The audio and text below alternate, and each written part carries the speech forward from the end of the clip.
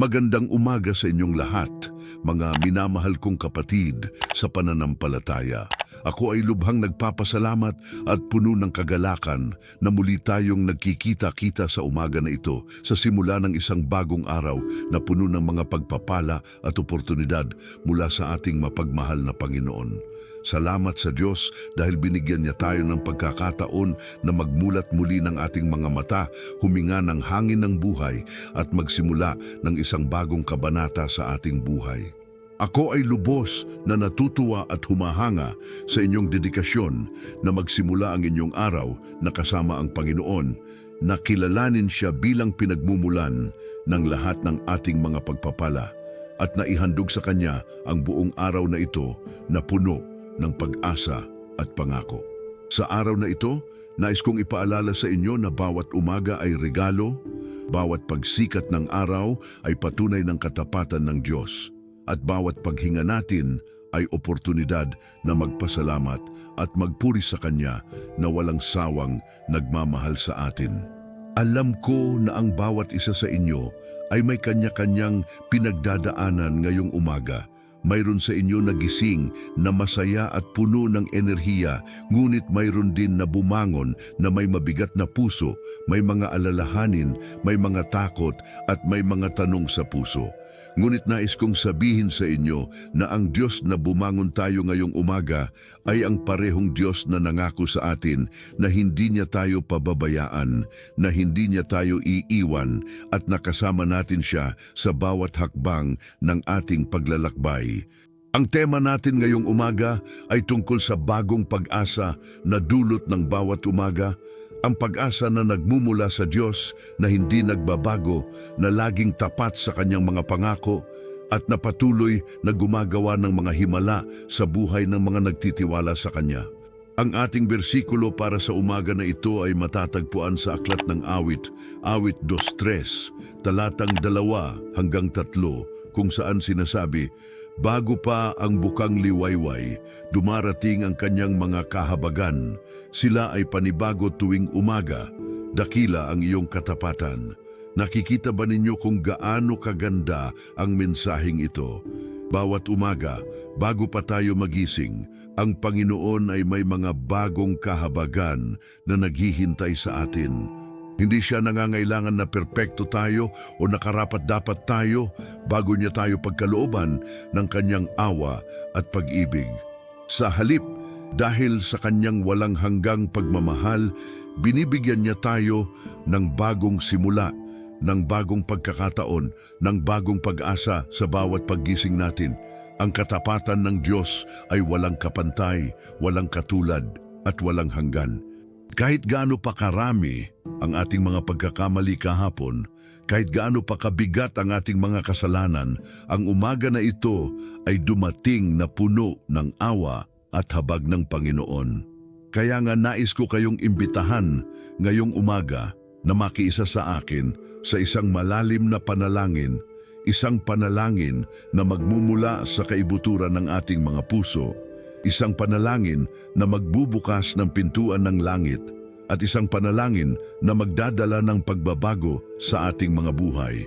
Hindi ito simpleng panalangin lamang, kundi isang pakikipag-usap sa ating Ama na nasa langit, isang pagbubukas ng ating mga puso sa Kanya, at isang paghahandog ng ating buong pagkatao sa Kanyang mga kamay. Samahan ninyo ako, hindi lamang sa pakikinig, kundi sa aktibong pakikilahok sa panalangin na ito. Isara ang inyong mga mata kung kayo ay nasa ligtas na lugar, buksan ang inyong mga puso at hayaan ang Espiritu Santo na magsalita sa inyong kalookan. Ito ay panahon para sa atin na magkaisa sa isang puso at isang isipan, na magtulungan sa panalangin at na magsama-sama sa pagharap sa trono ng biyaya ng ating Diyos. Handa na ba kayo? Magsimula na tayo sa ating panalangin ngayong umaga. Yakapin natin ang presensya ng Diyos, tanggapin natin ang Kanyang mga pagpapala at ihanda natin ang ating mga puso para sa mga kahangahangang bagay na gagawin niya sa atin ngayong araw. Samahan ninyo ako sa panalangin. Ama naming mahal sa langit, kami ay lumalapit sa iyo ngayong umaga na may pusong puno ng pasasalamat, puno ng pagpupuri at puno ng paghanga sa iyong kadakilaan. Ikaw ang Diyos na lumikha ng langit at lupa, ang Diyos na humubog sa amin ayon sa iyong larawan, ang Diyos na nagbigay sa amin ng buhay at hininga, at ang Diyos na patuloy na nag-aalaga sa amin sa bawat sandali ng aming buhay. Ama, kami ay lubos na nagpapasalamat dahil muli kaming binigyan mo ng pagkakataong makita ang sikat ng araw ngayong umaga. Maraming tao ang hindi na nagising, maraming tao ang nakatulog kagabi at hindi na muling nagmulat ng kanilang mga mata, ngunit kami ay pinagkalooban mo ng buhay, ng lakas at ng pagkakataong magpatuloy sa aming paglalakbay dito sa lupa.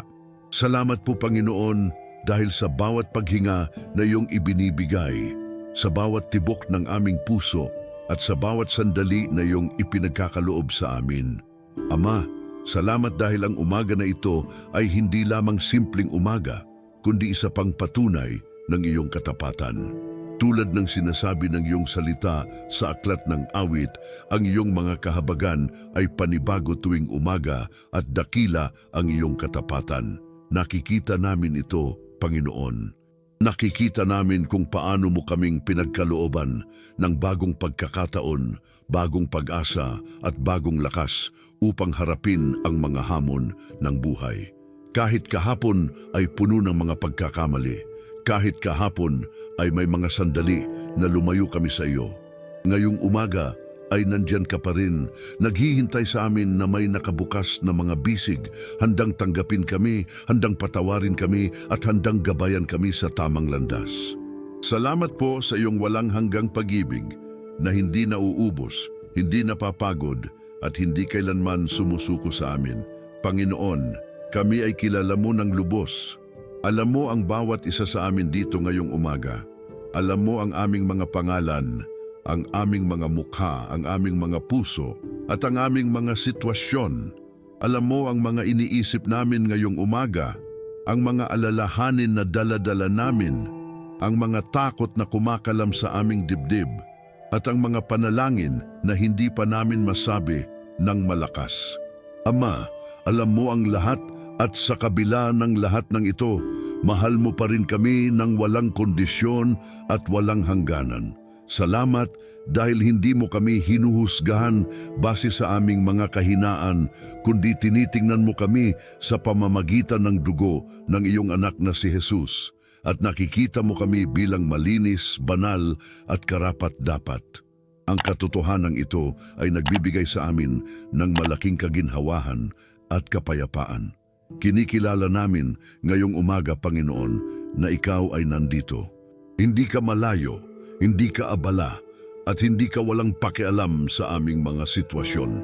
Ikaw ay Emmanuel, ang Diyos na kasama namin. Ikaw ay naroon sa silid ng sakit kung saan may nagdurusa, naroon sa opisina kung saan may naghahanap ng trabaho, naroon sa tahanan kung saan may tensyon at away, at naroon sa puso ng bawat isa na lumalabas ngayong umaga upang harapin ang kanilang mga responsibilidad.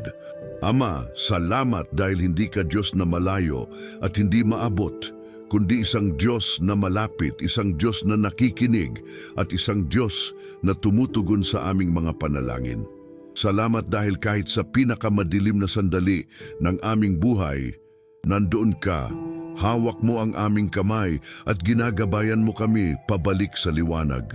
Panginoon, ngayong umaga nais naming pag-usapan ang tungkol sa pag-asa. Alam mo, Ama, na marami sa aming ay dumating dito ngayong umaga na parang wala ng pag-asa. May mga sitwasyon sa aming buhay na tila walang solusyon. May mga problema na parang walang katapusan at may mga sakit na tila walang lunas. Ngunit nais naming ipaalala sa aming mga sarili at sa isa't isa na ikaw ay Diyos ng pag-asa.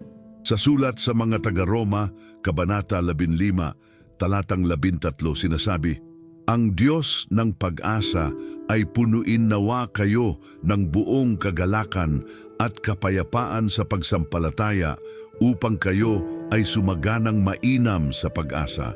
sa pamamagitan ng kapangyarihan ng Espiritu Santo. Panginoon, Ikaw ang pinagmumula ng tunay na pag-asa, hindi ang pag-asang nakabatay sa aming mga kakayahan o sa aming mga plano, kundi ang pag-asang nakabatay sa iyong mga pangako at sa iyong kapangyarihan. Ama, marami sa aming ngayong umaga ay may mabibigat na pasan. May mga taong dito ay may sakit na hindi gumagaling. May mga taong walang trabaho at hindi alam kung saan kukuha ng pagkain para sa kanilang pamilya. May mga taong may sirang relasyon at hindi alam kung paano pagagalingin. At may mga taong nawawalan na ng pag-asa sa buhay. Panginoon, nais ko na marinig nila ngayong umaga na hindi pa tapos ang iyong trabaho sa kanilang buhay. Ang sitwasyon na kanilang kinakaharap ngayon ay hindi ang dulo ng kanilang kwento.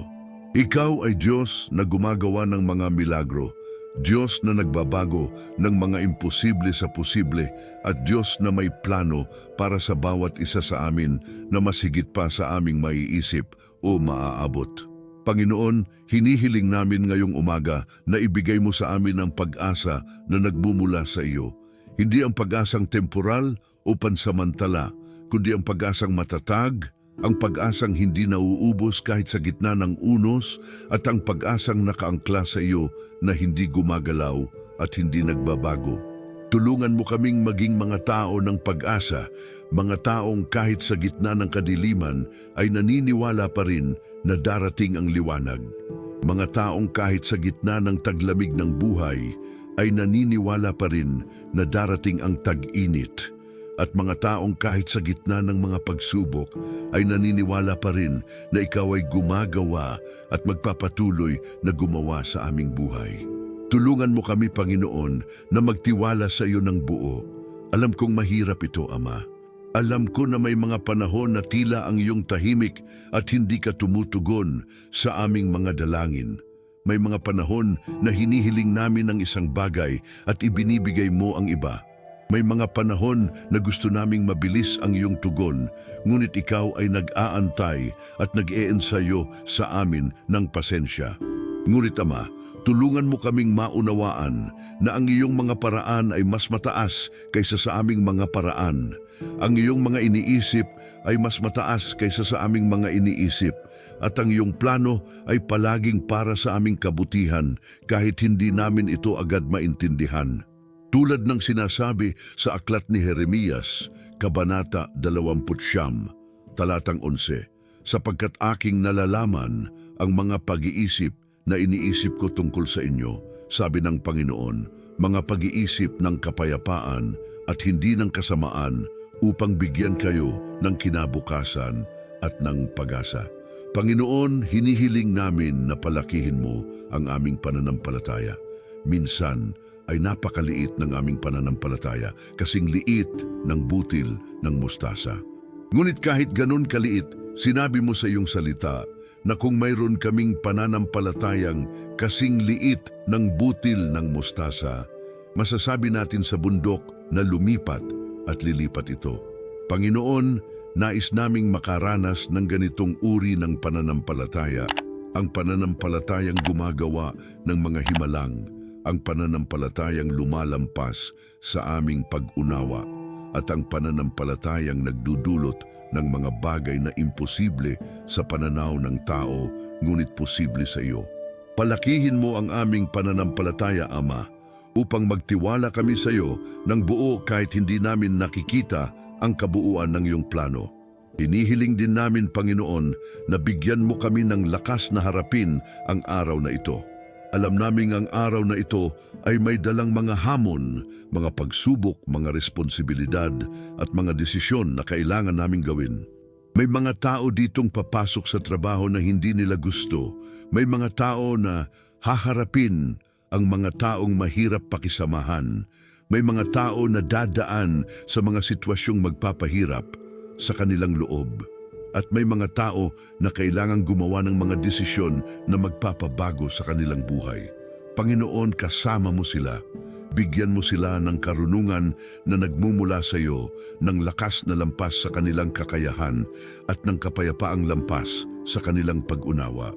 Hayaan mong malaman nila na hindi sila nag-iisa sa kanilang paglalakbay, na ikaw ay kasama nila sa bawat hakbang at na handa kang tumulong sa kanila sa bawat sandali na kailangan nila ng tulong. Ama, hinihiling din namin ang iyong proteksyon ngayong araw na ito. Ilagay mo ang iyong mga anghel sa aming paligid. Protektahan mo kami mula sa lahat ng kasamaan at bantayan mo kami mula sa mga panganib na nakikita at hindi nakikita. Tulad ng sinasabi sa awit 5 talatang 11, sapagkat siya'y mag-uutos sa kaniyang mga anghel tungkol sa iyo upang ingatan ka sa lahat ng iyong mga lakad.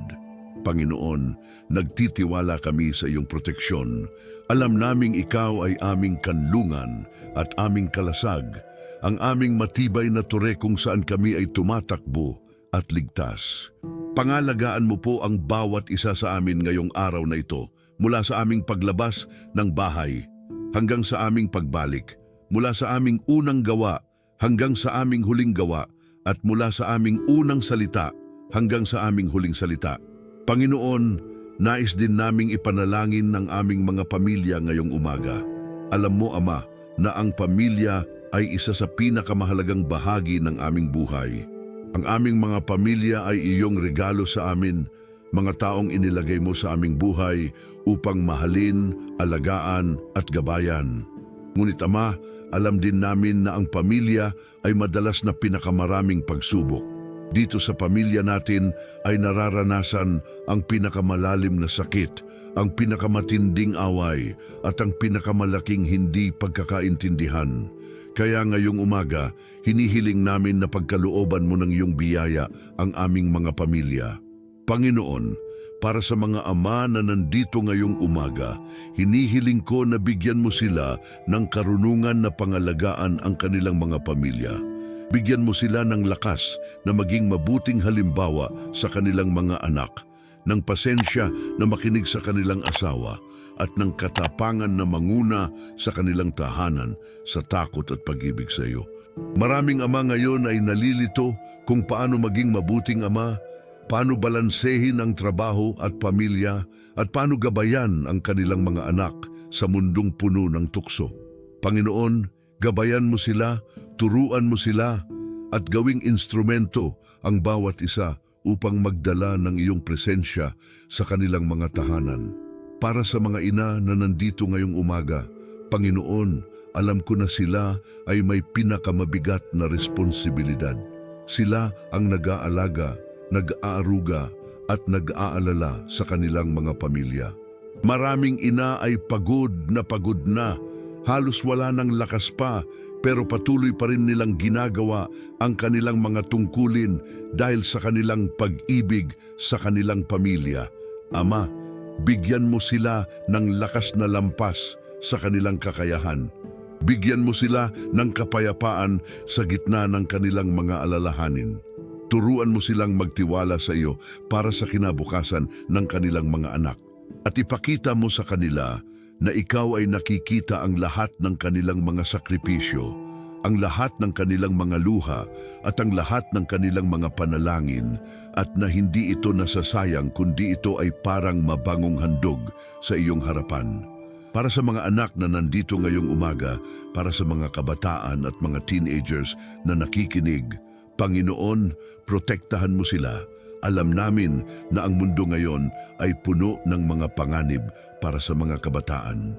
May mga tukso sa social media, may peer pressure, may mga aral na taliwas sa iyong salita, at may mga pamumuhay na nakakasama sa kanilang pagkatao. Ama, ilagay mo ang iyong pader ng proteksyon sa paligid nila. Bigyan mo sila ng karunungan na pumili ng tama kaysa sa popular. Bigyan mo sila ng lakas na tumayo para sa kanilang pananampalataya kahit nag-iisa sila. At turuan mo silang mahalin ka ng buo ng kanilang puso, isipan at lakas. Panginoon, para sa mga asawang nandito ngayong umaga, para sa mga mag-asawa na sama-samang nakikinig o ang isa ay nag-iisa, hinihiling namin na palakasin mo ang kanilang relasyon. Pagkalooban mo sila ng pag-ibig na nagmumula sa iyo. ng pasensya na magpatawad sa isa't isa, ng karunungan na mag-usap ng maayos at ng dedikasyon na manatiling tapat sa isa't isa. May mga mag-asawa ngayon na dumaraan sa mahirap na panahon, may hindi pagkakaintindihan, may galit at may pagdududa. Ama, pagalingin mo ang kanilang relasyon. Ibalik mo ang dating saya, ang dating pag-ibig at ang dating tiwala. Turuan mo silang magpatawad tulad ng iyong pagpapatawad sa kanila. Panginoon, ipanalangin din namin ang mga taong nag-iisa ngayong umaga, ang mga single, ang mga biyudo at biyuda, at ang mga taong walang pamilya na malapit. Ama, hayaan mo silang maramdaman na hindi sila nag-iisa dahil ikaw ay kanilang kasama.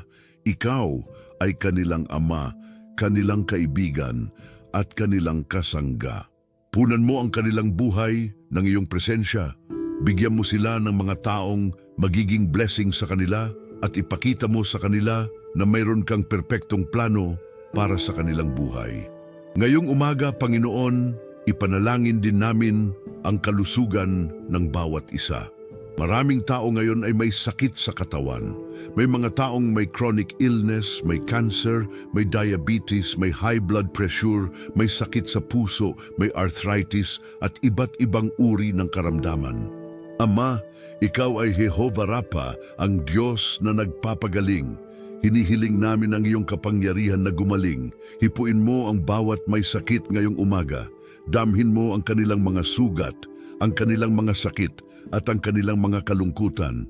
Pagalingin mo sila, Panginoon, hindi lang physically pero pati na rin emotionally at spiritually. Bigyan mo sila ng pananampalataya na magtiwala sa iyo kahit sa gitna ng kanilang sakit at gamitin mo ang kanilang testimonya ng pagpapagaling upang magdala ng papuri sa iyong pangalan. Panginoon, para sa mga taong may sakit sa isipan at emosyon, para sa mga taong may depression, anxiety, trauma at iba pang mental health issues, hinihiling namin ang iyong pagpapagaling. Alam naming ang ganitong uri ng sakit ay hindi biro, hindi basta-basta at hindi madaling gumaling. Ngunit naniniwala kami na ikaw ay may kapangyarihang gumaling kahit ng pinakamalalalim na sugat sa ating pagkatao.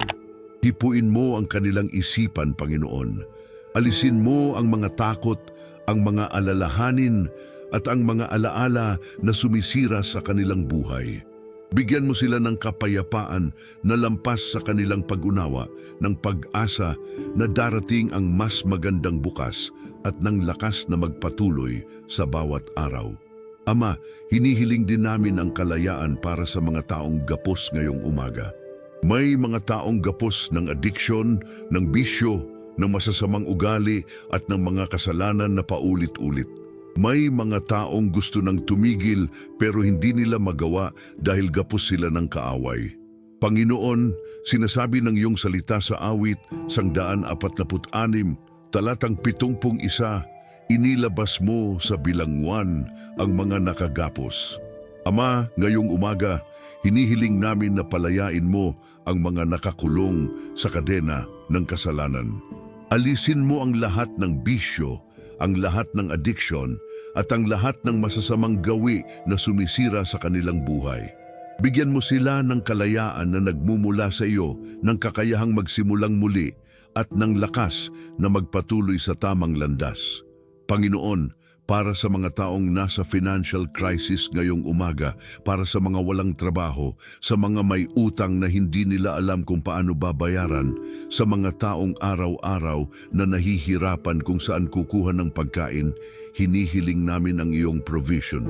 Sinasabi mo sa iyong salita sa awit 23, talatang 1, ang Panginoon ay aking pastor, hindi ako mangangailangan.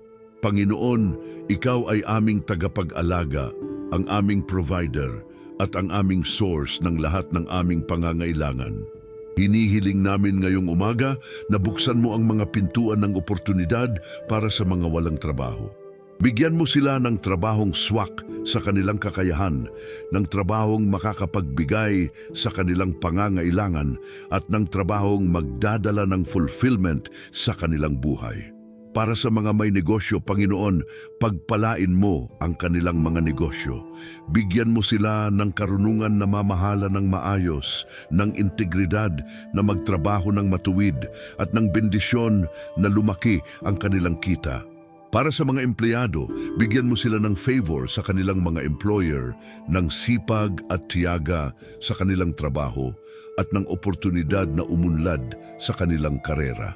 Para sa mga estudyante na nag-aaral upang makapagtapos at makahanap ng trabaho, bigyan mo sila ng matalinong isipan, ng determinasyon na magtuloy-tuloy, at ng pag-asa na ang kanilang hirap ngayon ay may magandang bunga sa hinaharap. Ama, hinihiling din namin na turuan mo kami ng tamang pangangasiwa ng pera. Marami sa amin ay hindi marunong gumasta ng tama, hindi marunong mag-ipon at hindi marunong mag-budget. Turuan mo kami ng financial wisdom na nagmumula sa iyo. Tulad ng sinasabi sa Kawikaan 22, talatang 71, ang mayaman ay nagpupuno sa mga dukha at ang nanghiram ay alipin ng nagpapahiram. Panginoon, ayaw naming maging alipin ng utang. Tulungan mo kaming mabayaran ang aming mga obligasyon, makapagsimula ng tamang financial planning at magkaroon ng sapat para sa amin at sa aming pamilya. Ngayong umaga, Panginoon, ipanalangin din namin ang aming bansa. Alam mo ang kalagayan ng ating bansa, ang mga problema na kinakaharap nito, ang corruption sa gobyerno, ang kahirapan ng maraming tao, ang krimen na nagkalat, at ang iba't ibang isyu na sumasama sa ating lipunan. Ama, awa mo po sa aming bansa. Tulad ng sinasabi sa 2 Kronika 71, talatang 15, ngayon ay magiging bukas ang aking mga mata at magiging pakinig ang aking mga pakinig sa dalangin sa dakong ito, sapagkat ngayoy aking pinili at pinabanal ang bahay na ito upang ang aking pangalan ay maparoroon magpakailanman, at ang aking mga mata at ang aking puso ay maroroon na palagi.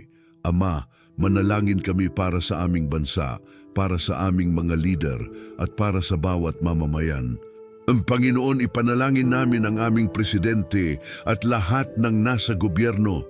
Bigyan mo sila ng karunungan na mamahala ng tama, ng puso para sa mahihirap, ng integridad na gumawa ng tama kahit walang nakatingin, at ng takot sa iyo na higit pa sa takot sa tao. Alisin mo sa posisyon ang mga taong korap, ang mga taong gumagamit ng kanilang kapangyarihan para sa sarili nilang interes, at ang mga taong walang malasakit sa taumbayan.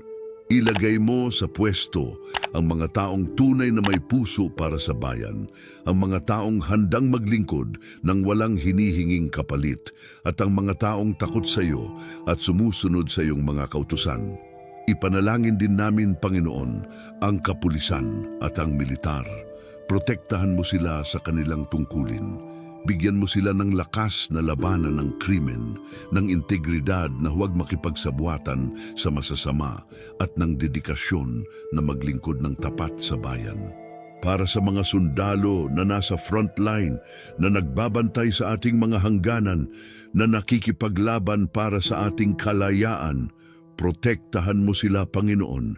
Ibalik mo sila ng ligtas sa kanilang mga pamilya, at bigyan mo sila ng parangal at pagkilala na karapat-dapat sa kanila. Panginoon, ipanalangin din namin ang aming mga paaralan, ang aming mga guro at ang aming mga estudyante. Protektahan mo ang aming mga kabataan mula sa mga maling aral, mula sa mga ideolohiyang taliwas sa iyong salita, at mula sa mga impluensyang makakasama sa kanila. Bigyan mo ng karunungan ang aming mga guro na magturo, hindi lang ng akademikong kaalaman, kundi pati na rin ng mabuting asal at pagpapahalaga, at gawing instrumento ang aming mga paaralan upang hubugin ang mga kabataan na magiging mabuting mamamayan at mga taong may takot sa iyo. Panginoon, ipanalangin din namin ang aming iglesia, ang aming mga pastor, mga ministro, mga lider at lahat ng mga miyembro ng katawan ni Kristo. Palakasin mo ang iglesia, Panginoon. Bigyan mo ng unity ang mga naniniwala sa iyo. Alisin mo ang divisyon, ang away-away at ang pride na sumisira sa katawan ni Kristo. Turuan mo kaming magmahalan ng tunay, magpatawad ng walang kondisyon at magtulungan sa pagpapalaganap ng Ebanghelyo. Bigyan mo ng fresh anointing ang aming mga pastor, ng karunungan na mangaral ng iyong salita ng may kapangyarihan at ng lakas na magpatuloy kahit pagod na. Panginoon, para sa mga hindi pa nakakakilala sa iyo, para sa mga hindi pa tumatanggap kay Jesus bilang kanilang personal na tagapagligtas, hinihiling namin na buksan mo ang kanilang mga puso ngayong umaga. Bigyan mo sila ng revelation kung sino ka, ng pag-unawa sa iyong pag-ibig at ng tapang na tanggapin ka bilang kanilang Panginoon at tagapagligtas. Tulad ng sinasabi sa Gawa 26, talatang 18, upang buksan ang kanilang mga mata na upang sila'y mangagbalik mula sa kadiliman hanggang sa kaliwanagan at mula sa kapangyarihan ni Satanas hanggang sa Diyos, upang magsitanggap sila ng kapatawaran ng mga kasalanan at ng mana sa gitna ng mga pinabanal sa pamamagitan ng pananampalataya na kay Kristo. Ama, gamitin ang panalangin ito ngayong umaga upang maabot ang mga pusong naghahanap sa iyo. Panginoon, nais din naming magpasalamat para sa komunidad na ito, para sa lahat ng nakikinig ngayong umaga, para sa lahat ng nanonood at para sa lahat ng nakikilahok sa panalangin ito. Salamat dahil pinagsama mo kami dito, binigyan mo kami ng platform na ito kung saan kami ay makakapag-share ng iyong salita at ginawa mo kaming instrumento ng iyong pagpapala. Panginoon, pagpalain mo ang bawat isa sa kanila. Sagutin mo ang kanilang mga panalangin, tuparin mo ang kanilang mga pangarap at gamitin mo sila upang magdala ng pagbabago sa mundo. At ngayon, Panginoon, nais naming magdeklara ng mga bagay na totoo tungkol sa araw na ito, tungkol sa aming buhay at tungkol sa iyong mga pangako. Sinasabi mo sa iyong salita na ang buhay at kamatayan ay nasa kapangyarihan ng dila. Kaya ngayong umaga, mamimili kami ng buhay. Dadaklahin namin ang mga salita ng buhay, ng pag-asa at ng tagumpay. Dinadaklara namin ngayong umaga na ang araw na ito ay araw na ginawa ng Panginoon. Magsasaya at magagalak kami dito. Hindi kami magpapadala sa takot, sa alalahanin, o sa mga negatibong iniisip. Pipiliin namin ang galak, ang pasasalamat at ang positibong pananaw sa lahat ng bagay. Tulad ng sinasabi sa awit 128, talatang 24, ito ang kaarawan na ginawa ng Panginoon, tayo'y mga galak at magsasaya sa Kaniya. Panginoon, salamat para sa araw na ito. Ang araw na ito ay regalo mo sa amin at hindi namin ito sasakyawin ng basta-basta. Dinadaklara namin na ikaw ay kasama namin sa araw na ito. Hindi kami mag-iisa sa pagharap sa mga hamon. Ikaw ay aming kapiling, aming gabay at aming lakas. Tulad ng sinasabi sa awit 23, ang Panginoon ay aking pastor. Hindi ako mangangailangan. Kaniyang pinahihiga ako sa sariwang pastulan. Kaniyang pinapatnubayan ako sa tabi ng mga tubig na tahimik. Kaniyang giniginhawa ang aking kaluluwa. Kaniyang pinapatnubayan ako sa mga landas ng katuwiran, alang-alang sa kaniyang pangalan. Oo, bagaman ako'y lumakad sa libis ng lilim ng kamatayan, hindi ako matatakot sa kasamaan, sapagkat ikaw ay sumasa akin, ang iyong pamalo at ang iyong tungkod ay nagsisialiw sa akin. Dinadaklara namin na mayroon kaming lakas na kailangan namin para sa araw na ito. Hindi sa aming sariling lakas, kundi sa lakas na nagmumula sa iyo. Tulad ng sinasabi sa Isayas 41 talatang 10, huwag kang matakot sapagkat ako'y sumasa iyo, huwag kang manglupaypay sapagkat ako'y iyong Diyos. Aking palalakasin ka o aking tutulungan ka o aking aalalayan ka ng kanang kamay ng aking katuwiran. Panginoon, salamat dahil hindi kami nag-iisa sa pagharap sa mga responsibilidad ngayong araw. Dinadaklara namin na ang lahat ng bagay ay magiging mabuti para sa amin dahil mahal mo kami at tinatawag namin ayon sa iyong layunin. Tulad ng sinasabi sa Roma 8, talatang 28, at nalalaman natin na ang lahat ng mga bagay ay nagsisipagkaisa sa ikabubuti nila na nagsisiibig sa Diyos sa makatuwid bagay nila na mga tinawag ayon sa kaniyang layunin. Kahit ano pang mangyari ngayong araw, nagtitiwala kami na may plano ka, may layunin ka, at lahat ay magtutulungan para sa aming kabutihan. Dinadaklara namin na ang mga pintuan ng pagpapala ay bukas para sa amin ngayong araw na ito. Ang mga oportunidad ay darating, ang mga blessing ay daraing, at ang mga sagot sa aming mga panalangin ay magsisimulang dumating. Tulad ng sinasabi sa Malakias 3, talatang 10, dalhan ninyo ang buong ika-10 bahagi sa kamalig upang magkaroon ng pagkain sa aking bahay at subukin ninyo ako ngayon sa bagay na ito, sabi ng Panginoon ng mga hukbo, kung hindi ko bubukasin sa inyo ang mga dungawan ng langit at ibubuhos ko sa inyo ang pagpapala na hindi ninyong makakasihan. Na Panginoon, naniniwala kami na ang langit ay bukas ngayong araw para sa amin. Dinadaklara namin na kami ay higit na mga mananaig sa pamamagitan niya na nagmahal sa amin. Tulad ng sinasabi sa Roma 8, talatang 37, ngunit sa lahat ng mga bagay na ito ay lalong nangagtatagumpay tayo sa pamamagitan niya na umibig sa atin. Hindi kami talo, hindi kami talunan, at hindi kami mahina. Kami ay mga tagumpay sa pangalan ni Jesus. Anumang pagsubok na dumating ngayong araw, alam namin na magtagumpay kami dahil ikaw ay kasama namin. Dinadaklara namin na ang aming pamilya ay protektado ng iyong dugo. Ang aming mga anak ay ligtas sa ilalim ng iyong mga pakpak. Ang aming mga asawa ay pinagpapala ng iyong presensya at ang aming mga tahanan ay puno ng iyong kapayapaan. Tulad ng sinasabi sa Josue 24, talatang 15, ako at ang aking sangbahayan ay maglilingkod sa Panginoon. Panginoon, ang aming mga pamilya ay para sa iyo. Protektahan mo sila ngayong araw. Dinadaklara namin na mayroon kaming kalusugan at lakas sa aming katawan. Ang sakit ay walang kapangyarihan sa amin dahil ikaw ay aming healer. Tulad ng sinasabi sa Exodo 15, talatang 26, ako ang Panginoon na nagpapagaling sa iyo. Panginoon, salamat para sa kalusugan, salamat para sa lakas, at salamat na ang aming katawan ay templo ng Espiritu Santo. Dinadaklara namin na ang aming mga pangangailangan ay tutustusan ng Diyos. Hindi kami mauubusan, hindi kami magigipit, at hindi kami mangangailangan.